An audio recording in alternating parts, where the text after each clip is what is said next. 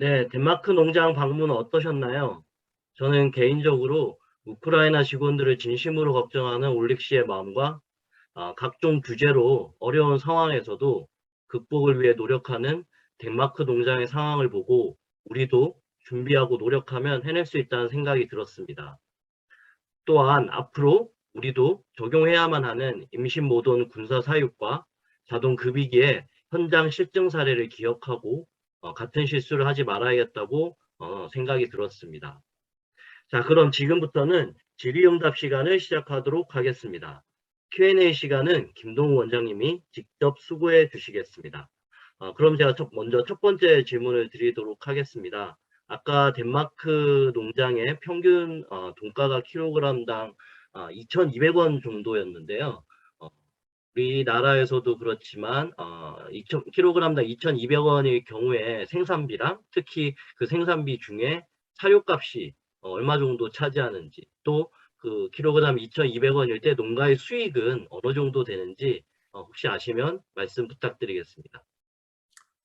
일단은 그 사료비 같은 경우에는 거의 비슷합니다. 우리나라도 이제 생산비의 한 60% 정도가 사료 비용인데요.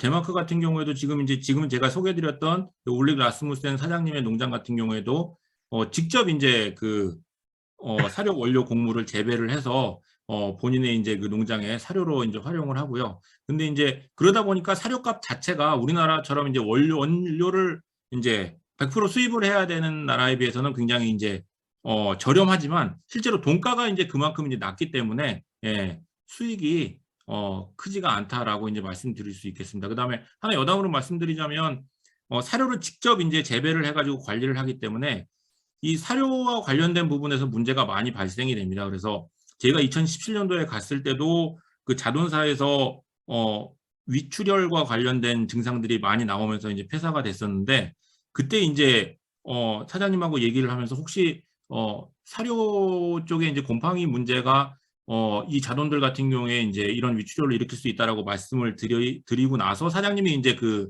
원료가 보관되어 있는 뻘크를 봤는데 이제 곰팡이에 이제 굉장히 이제 오염이 된 상태의 이제 사료를 확인을 해서 그 사료를 싹 이제 새로 이제 비우고 새로 이제 구입을 해가지고 교체를 했던 경험도 있고요. 그다음에 지금 같은 경우에도 사실은 모돈의 이제 식불이 워낙에 이제 질병 때문일 수도 있고 다른 원인 때문일 수도 있지만 빈번하게 발생이 되다 보니까 사장님이 굉장히 그 사료 원료 관리 부분에 대해서 지금 이제 예민하게 이제 신경을 쓰고 있는 상황이긴 합니다.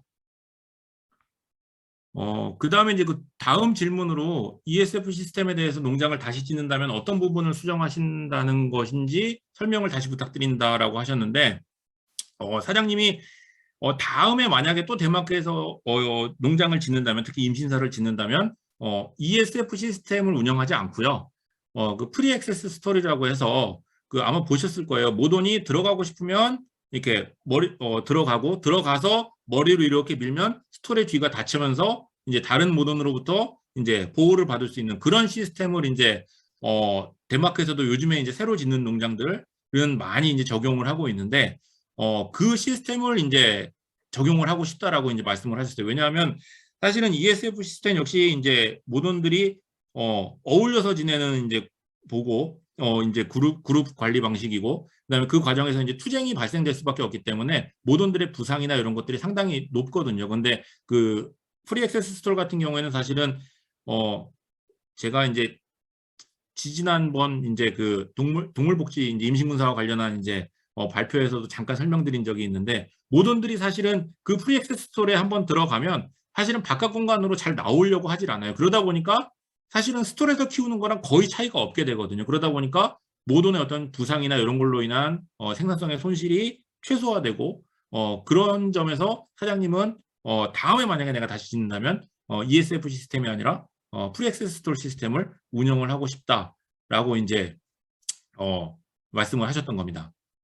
그다음에 다음 질문으로 직원들에게 이제 그 동기부여는 어떻게 할까요?라고 이제 질문을 주셨는데요. 일단은 워낙에 이제 그 임금 자체가 이제 우리나라와 비교했을 때는 좀 이제 고임금이고 그다음에 근무 시간 자체도 이제 굉장히 짧기 때문에 어떤 특별한 어떤 급여나 아니면 보너스에 대한 이제 인센티브는 사실은 이제 없고요. 다만 이제 아까도 이제 이 사장님께서 그 수요 회의를 들어가기 전에 빵하고 이제 케이크를 사가지고 들어가셨다고 했는데, 이 덴마크가 사실은 이 물가 자체가 이제 굉장히 비싸다 보니까 가끔씩 그렇게 사장님이 사다 주시는 빵과 케이크도 굉장히 큰 동기부여가 되고요.